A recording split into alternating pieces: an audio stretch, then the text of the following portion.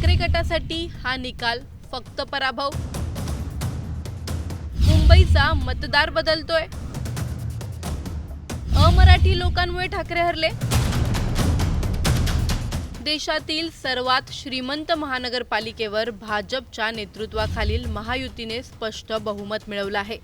आतापर्यंतच्या मतमोजणीनुसार 227 जागांच्या सभागृहात महायुतीने 120 जागांचा आकडा पार केला आहे. ठाकरे गटाच्या युतीला 73 जागांवर समाधान मानावं लागलं असून काँग्रेस 14 जागांवर आघाडीवर आहे. या निकालामुळे मुंबई महापालिकेवरील ठाकरे गटाची तब्बल 25 वर्षांची सत्ता संपुष्टात येणार असल्याचं जवळपास निश्चित मानलं जात आहे. मुंबई महापालिकेच्या 227 जागांसाठी झालेल्या निवडणुकीत तब्बल 1700 उमेदवार रिंगणात उतरले होते. या निवडणुकीचे निकाल आता हळूहळू स्पष्ट होत आहेत.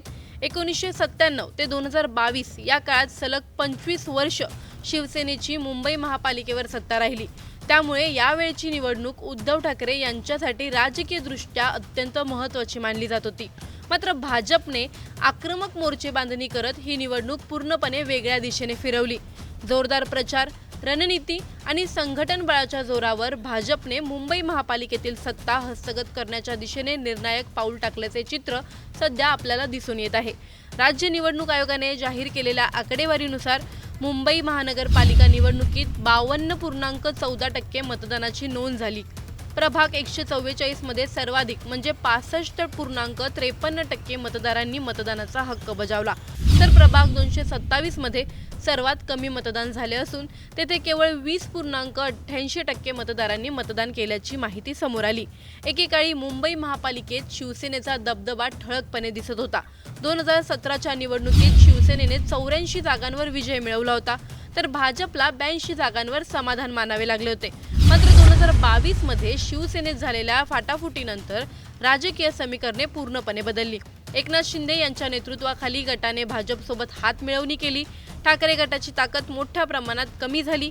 यावेळच्या निवडणुकीत उद्धव आणि राज ठाकरे एकत्र असले तरी त्यांचा निर्णायक प्रभाव निकालांमध्ये उमटलेला दिसत नाही, असे सध्याच्या चित्रावरून स्पष्ट होत आहे.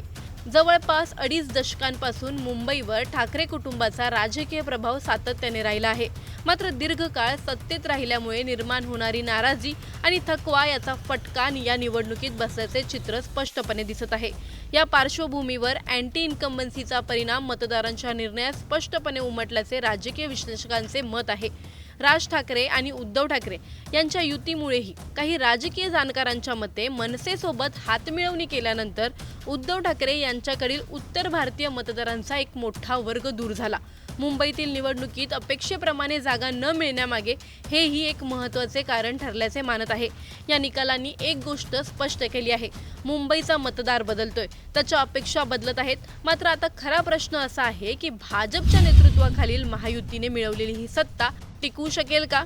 मुंबईकरांच्या नागरी समस्या, भ्रष्टाचार, पारदर्शकता आणि विकासाच्या अपेक्षा पूर्ण होतील का?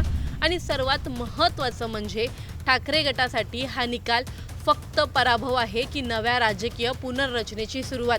तुम्हाला या प्रकरणी काय वाटतं? आम्हाला कमेंटमध्ये नक्की कळवा आणि व्हिडिओ आवडल्यास लाईक आणि शेअर करायला विसरू नका.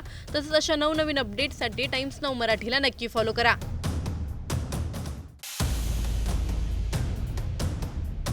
ठाकरे गटासाठी हा निकाल फक्त पराभव. मुंबईचा मतदार बदलतोय. अमराठी लोकांमुळे ठाकरे हरले. देशातील सर्वात श्रीमंत महानगरपालिकेवर भाजपच्या नेतृत्वाखालील महायुतीने स्पष्ट बहुमत मिळवलं आहे. आतापर्यंतच्या मतमोजणीनुसार 227 जागांच्या सभागृहात महायुतीने 120 जागांचा आकडा पार केला आहे. ठाकरे गटाच्या युतीला 73 जागांवर समाधान मानावं लागलं असून काँग्रेस 14 जागांवर आघाडीवर आहे. या निकालामुळे मुंबई महापालिकेवरील ठाकरे गटाची तब्बल 25 वर्षांची सत्ता संपुष्टात येणार असल्याचं जवळपास निश्चित मानलं जात आहे. मुंबई महापालिकेच्या 227 जागांसाठी झालेल्या निवडणुकीत तब्बल 1700 उमेदवार रिंगणात उतरले होते. या निवडणुकीचे निकाल आता हळूहळू स्पष्ट होत आहेत. 1997 ते 2022 या काळात सलग 25 वर्ष शिवसेनेची मुंबई महापालिकेवर सत्ता राहिली. त्यामुळे यावेळची निवडणूक उद्धव ठाकरे यांच्यासाठी राजकीयदृष्ट्या अत्यंत महत्त्वाची मानली जात होती. मात्र भाजपने आक्रमक मोर्चे बांधणी करत ही निवडणूक पूर्णपणे वेगळ्या दिशेने फिरवली। जोरदार प्रचार, रणनीती आणि संघटन बळाच्या जोरावर भाजपने मुंबई महापालिकेतील सत्ता हस्तगत करण्याच्या दिशेने निर्णायक पाऊल टाकल्याचे चित्र सध्या आपल्याला दिसून येत आहे। राज्य निवडणूक आयोगाने जाहीर केलेल्या आकडेवारीनुसार मुंबई महानगरपालिका निवडणुकीत 52.14% मतदानाची नोंद झाली।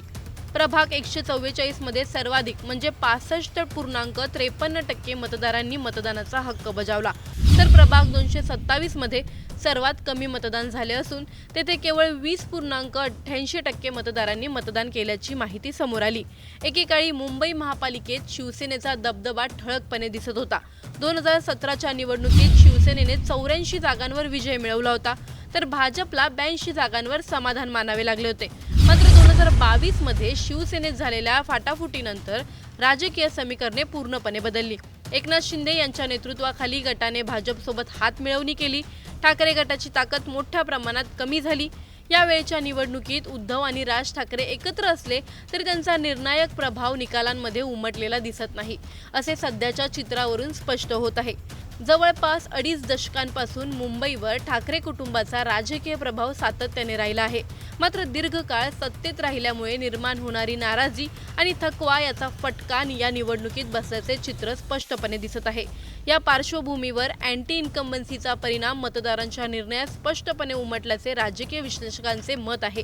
राज ठाकरे आणि उद्धव ठाकरे यांच्या युतीमुळेही काही राजकीय जाणकारांच्या मते मनसेसोबत हातमिळवणी केल्यानंतर उद्धव ठाकरे यांच्याकडील उत्तर भारतीय मतदारांचा एक मोठा वर्ग दूर झाला। मुंबईतील निवडणुकीत अपेक्षेप्रमाणे जागा न मिळण्यामागे हेही एक महत्त्वाचे कारण ठरल्याचे मानत आहे। या निकालांनी एक गोष्ट स्पष्ट केली आहे, मुंबईचा मतदार बदलतोय, त्याच्या अपेक्षा बदलत आहेत। मात्र आता खरा प्रश्न असा आहे की भाजपच्या नेतृत्वाखालील महायुतीने मिळवलेली ही सत्ता टिकू शकेल का? मुंबईकरांच्या नागरी समस्या, भ्रष्टाचार, पारदर्शकता आणि विकासाच्या अपेक्षा पूर्ण होतील का? आणि सर्वात महत्त्वाचं म्हणजे ठाकरे गटासाठी हा निकाल फक्त पराभव आहे की नव्या राजकीय पुनर्रचनेची सुरुवात? तुम्हाला या प्रकरणी काय वाटतं? आम्हाला कमेंटमध्ये नक्की कळवा आणि व्हिडिओ आवडल्यास लाईक आणि शेअर करायला विसरू नका। तसंच अशा नवनवीन अपडेट्ससाठी टाइम्स नाऊ मराठीला नक्की फॉलो करा।